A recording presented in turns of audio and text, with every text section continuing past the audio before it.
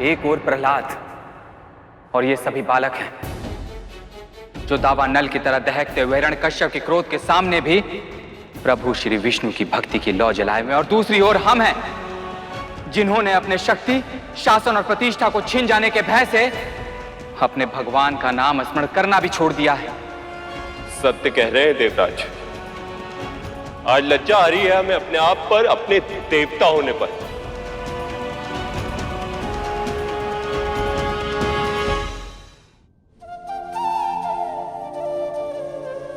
पर प्रभु,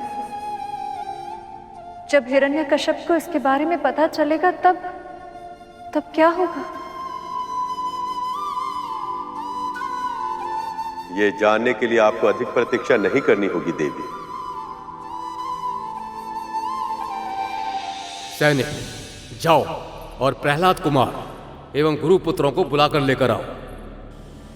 मैं देखना चाहता हूं कि वो दोनों मिलकर उसे क्या सिखा रहे हैं और वो क्या सीख रहा है उनसे। जो आज्ञा महाराज। इतनी शीघ्रता क्यों महाराज? अभी कुछ दिनों पहले ही तो गए हैं, और आप तो जानते हैं ना कि वेदाभ्यास करने में समय लगता है। आप सत्य कह रही हैं महारानी, लेकिन हम देखना चाहते हैं कि उसका शिक्षा में मन लग भी रहा है या नहीं। ये कहिए ना कि उसके बिना आपका मन नहीं लग रहा, और आप मुझसे कह रहे थे कि पुत्र वियोग में मैं दुखी होंगी। परंतु सत्य तो यह है कि अपने पुत्र का मुख देखे बिना आप नहीं रह पा रहे हैं। आप सत्य कह रही हैं महारानी। प्रहलाद केवल मेरे मन का आह्लादी नहीं, मेरी आंखों की ज्योति है। मेरे अधरों की प्रसन्नता ही नहीं, वो मेरे हृदय की आशा भी है। विश्वास है असुर वंश की जगमगाती कीर्ति पताका का भविष्य है मेरे उस स्वप्न का जो मैंने मेरे भाई हिरण्याक्ष के साथ मिलकर देखा था।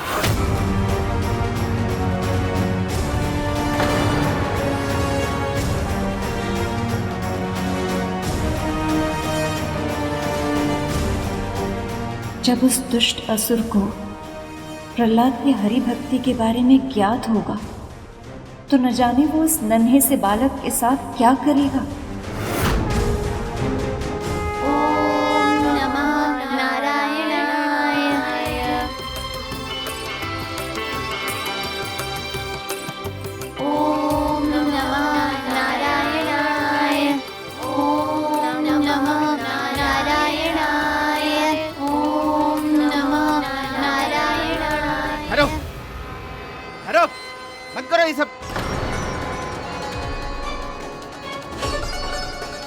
तुम सबको तनिक भी लज्जा नहीं आई गुरुकुल का नियम तोड़ते हुए।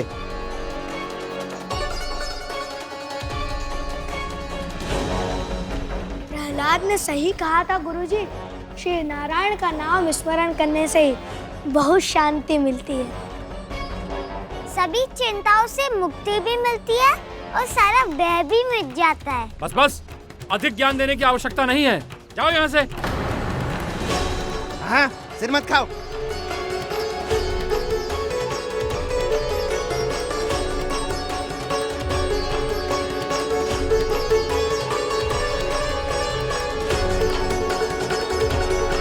प्रहलाद पुत्र, तुम भी चलिए गुरुजनों। कहाँ श्रीमान? राजमहल। और कहाँ जाओगे?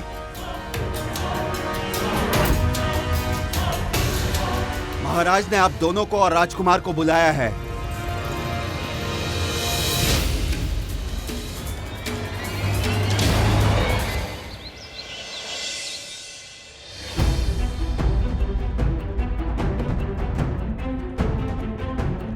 प्रहलाद, पुत्र जैसा सिखाया वैसा ही बोलना, अपने पिताजी का ही जाप करना।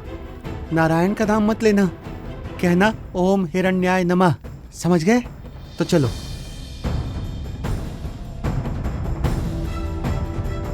दया की मूर्ति, विनयशील महारानी लीलावती के पुत्र, त्रिलोक जय भगवान हिरण्यकश्यप के अंश, असुर कुल भूषण राजकुमार प्रहलाद की, असुर कुलभूषण राजकुमार प्रहलाद की जय। प्रणाम माँ।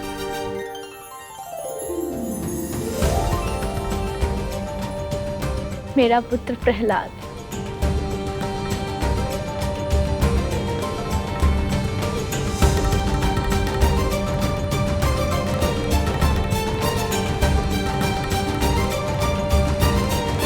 प्रणाम पिताजी।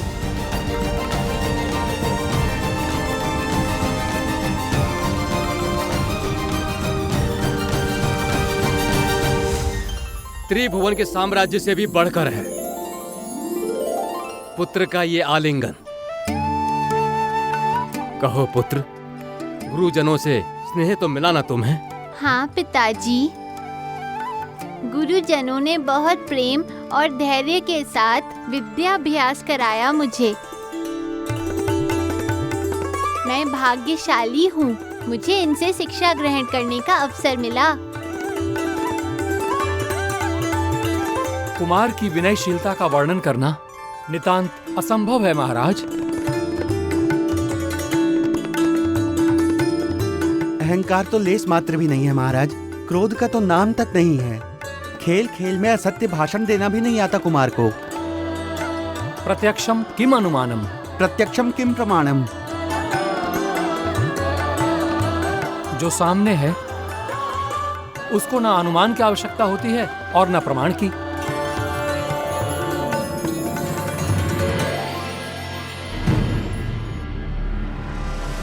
प्रहलाद पुत्र, वेद पाठ सीखा है तुमने? शास्त्रों का अध्ययन किया है ना?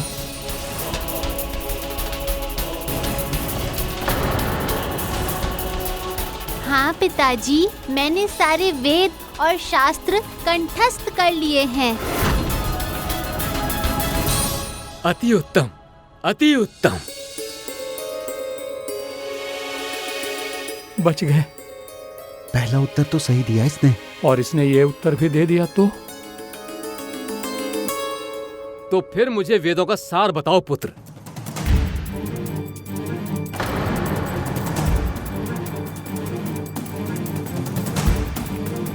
इसने इसका उत्तर भी दे दिया तो? अर्थात नारायण का नाम ले लिया तो हम दोनों मारे जाएंगे।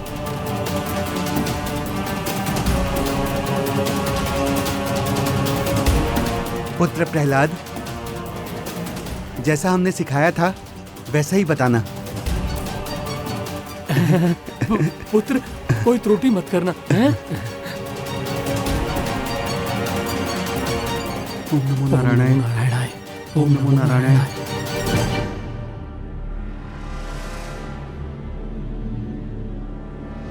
प्रभु, अब प्रहलाद सब कुछ सत्य कह देगा। मुझे तो भय लग रहा है कि हिरण्यकश्यप न जाने इस कोमल से बालक के साथ क्या करेगा।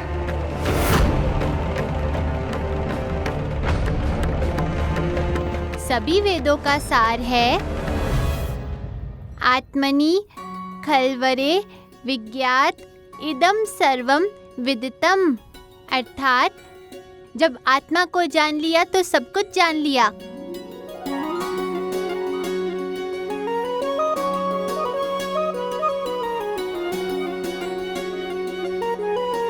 उत्तम, अति उत्तम।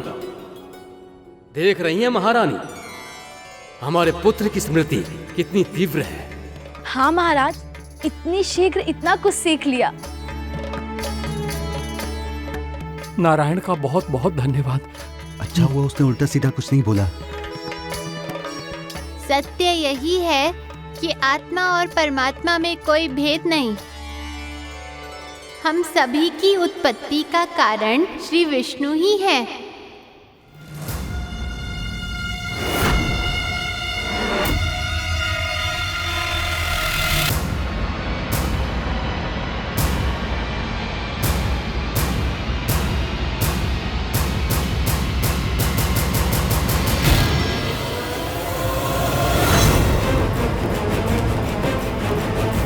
हम सभी की हर श्वास उनकी कृपा से ही है। उनकी भक्ति से ही हम सबका जन्म सार्थक होता है। बस कर प्रहलाद,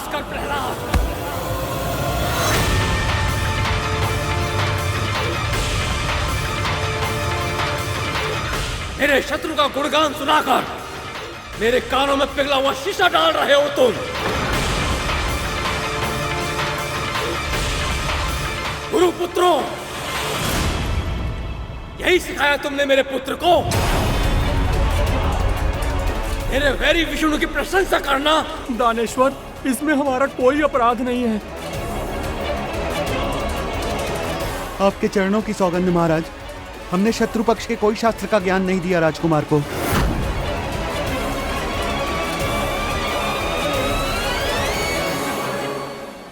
इसमें गुरुजनों की कोई भूल नहीं है पिताजी। वे तो सदैव कहते हैं इस संसार में सब कुछ आप ही हैं, आप ही भाग्य विधाता हैं, आप ही भगवान हैं।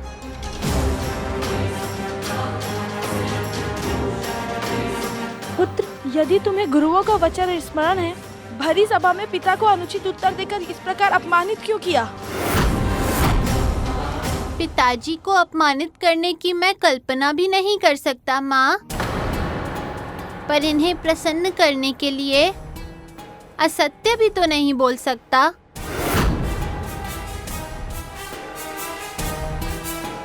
महाराज मेरे पिता हैं, पर श्री विष्णु जगत पिता है माँ।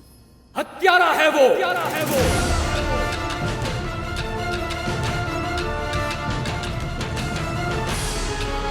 छल से मेरे भाई की हत्या की है उसने।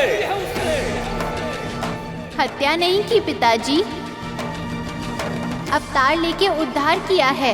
वो मेरा शत्रु है प्रहलाद। आपका शत्रु आपके भीतर है पिताजी।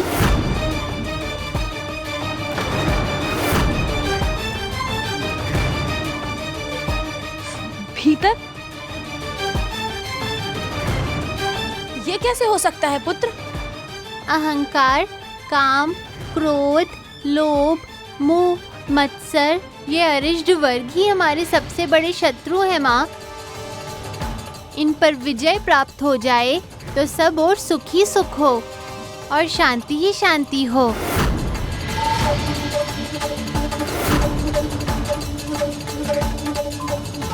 कह तो सही रहा है बालक। किसी न किसी का शीश धड़ से अलग कर दिया जाएगा। इसी के कारण पिताजी, मैं तो केवल सत्य बताकर आपको धर्म के मार्ग पर।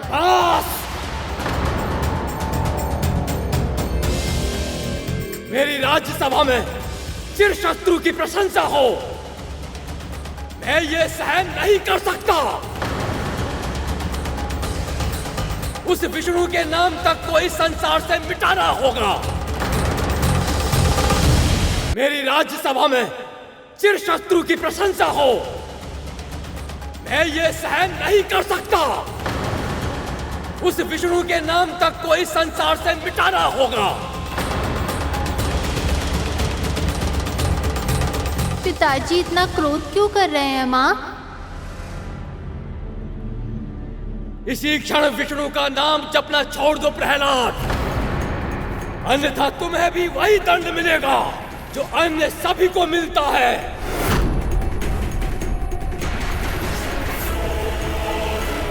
ये आप क्या कह रहे हैं महाराज? ये हमारा पुत्र है। इसलिए इसका दायित्व और भी अधिक है महारानी। असुरों के विचार संस्कृति की रक्षा करनी ही होगी इसे। शत्रु और मित्र का भेद समझना ही होगा इसे। समझने का प्रयास क्यों नहीं करते? हट छोड़ दो ना कुमार। विष्णु भक्ति हट नहीं है माँ, ये तो जीवन का आधार है। प्रभु श्री हरि का नाम स्मरण किए बिना मैं जी ही नहीं सकता।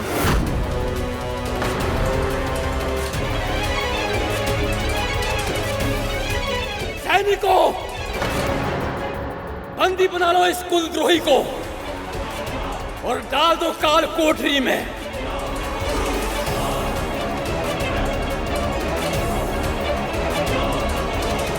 यदि अन्य अपराधियों की दशा देखकर भी इसे अपनी भूल समझ न आए तो दंड देने से भी मत चूकना।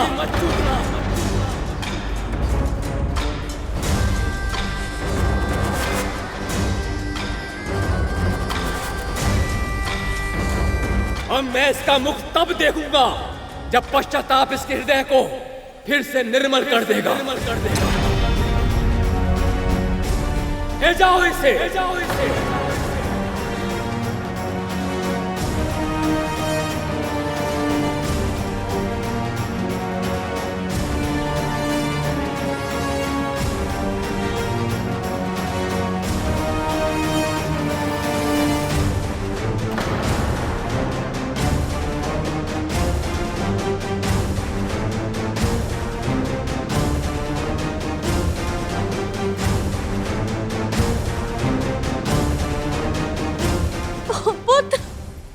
महारानी,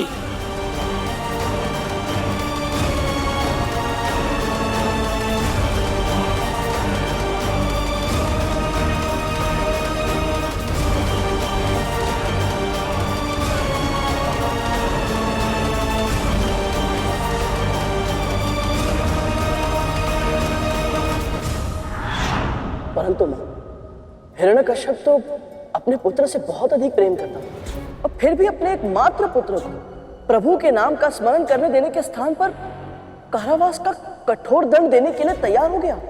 आगे दिए जाने वाले अनगिनत दंडों में से ये तो केवल एक दंड था गरुड़। भगवान के सच्चे भक्त कोई भी अत्याचार सहन कर सकते हैं, किसी भी कष्ट को सह सकते हैं, पर अपने धर्म का पालन करना नहीं छोड़ सकते। वैसे भी ये सब उनकी लीला का ही भाग था, क्योंकि श्री विष्णु के भक्तों को सताना बहुत बड़ा पाप होता है और जितने अधिक पाप हिरण्यकश्यप करता उतनी ही शीघ्र उसके पापों का घड़ा भरता और उतनी ही शीघ्र भगवान उसका उद्धार करने के लिए अवतार ले पाते। फिर क्या हुआ?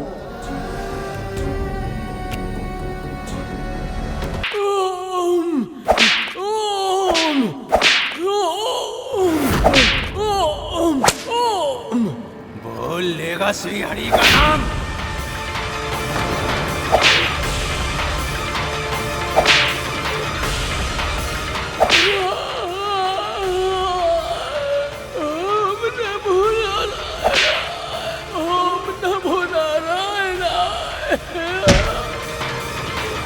बहुत शीत लग रही है ना तुझे? अब ये हिम के समान शीतल जल ही तेरा दंड है। जब तक तेरी अस्थियां न जम जाएं, तेरी धमनियों में बहने वाला रक्त हिम न बन जाए, तब तक ऐसे ही हिम से स्नान कराऊंगा तुझे।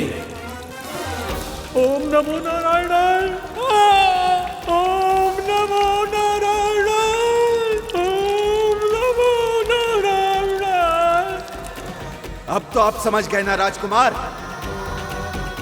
यदि आपने अब भी हरि नाम के हट को त्याग कर महाराज को अपना भगवान स्वीकार नहीं किया तो यहाँ क्या होगा आपके साथ? मेरी आंखों में ये आंसू अपने संभावित कष्टों के आभास के कारण नहीं छलके हैं महोदय। मैं तो ये सोचकर दुखी हूँ कि पिताजी कितना बड़ा पाप कर रहे हैं और अपने इन सभी भक्तों को इतने अधिक कष्ट में देखकर मेरे प्रभु स्वयं कितने दुखी होंगे। आप अब भी विष्णु की ही चर्चा कर रहे हैं राजकुमार, और कोई उपाय शेष नहीं है। अब डाल दो इन्हें काल कोठरी के भीतर।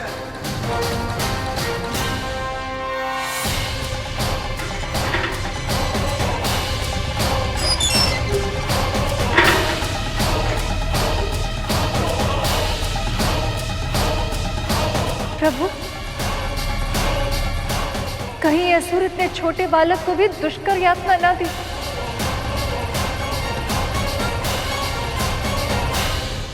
राजकुमार की आयु इतनी कम है कि इनके लिए 2 डंडों की मार ही पर्याप्त है। जब कोमल त्वचा डंडों की मार से जलकर लाल हो जाएगी तो नारायण नाम अपने आप इनकी जिह्वा से लुप्त हो जाएगा।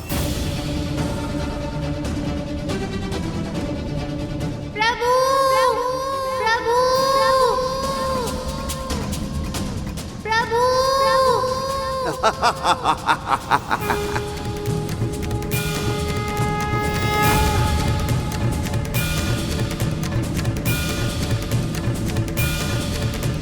प्रहलाद की रक्षा कीजिए प्रभु। यदि आपने उसकी रक्षा नहीं की तो इन असुरों के कठोर दंड से उसके प्राण को भी हानि हो सकती है। उसकी रक्षा कीजिए प्रभु।